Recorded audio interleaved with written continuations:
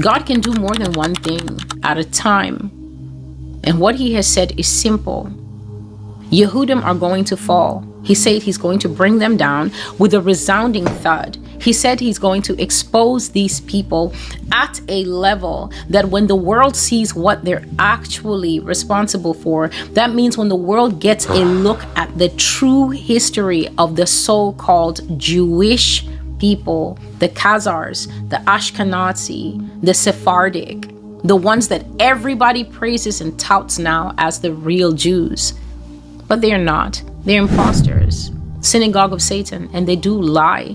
The Lord said that he will bring them to their knees to come and worship at the feet of the true Jews. They will come down to their knees and pay homage to the people in this earth who are most despised. And we'll all be here to see it, more or less, those who are still alive. He's going to bring down Yehudim. He's going to bring down the false Jews. He's going to fully expose their narratives. No matter how angry people get, and no matter how people come and ask me if I'm a black Hebrew Israelite, are you suffering from overheating of the brain? Do I look like a Hebrew Israelite to you? Have you ever heard me espouse their belief systems? Do you see me with 9 husbands or something? Or do you see me as part of a sister-wife clan? You don't know a Christian when you see one. Or there's only some certain parts of Christianity that some people are willing to accept. That's not my problem. Always remember, the adjustments required out there are not my problem. I had my own adjustments to make. I took the time and I made them because God was not going to change what he was saying to me to fit whatever shock I was going through. So I went through my growth process. I went through my maturity process. I'm certainly not going to then also make it my responsibility to go through anyone else's with them. I will simply point out that there is a maturity process. There is an understanding process that's necessary. And if people go out and say, I knew it, she's a Hebrew Israelite, what's new? Just chalk it up to one of the many names that I'm called on a daily basis. It changes nothing. Isaiah 60 is real. Isaiah 60 is going to happen. Isaiah 60 is going to be internationally seen. A great mass transit from all over the world, major nations participating, paying the cost of taking God's people home to Israel, not Africa.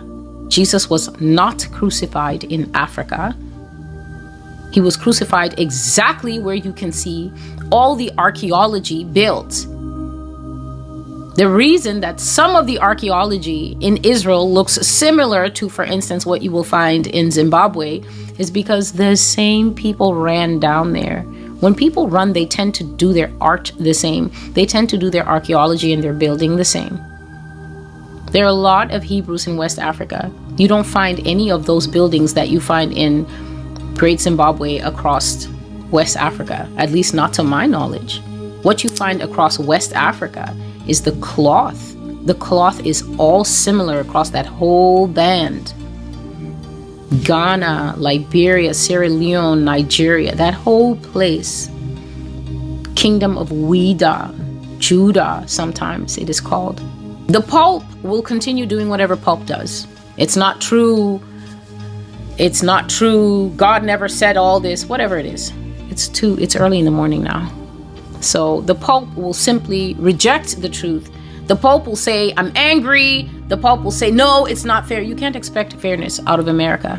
America is the land of your captivity. You cannot be in a jail cell and ask why there's no flat screen and air conditioning in there. It doesn't make sense. So this is the last part of the prophecy that God is talking about here. He is talking about the fact that he will expose the Jews worldwide. He will show everyone what they have been doing. And he says that their fall is going to be so loud that it will be a resounding thud.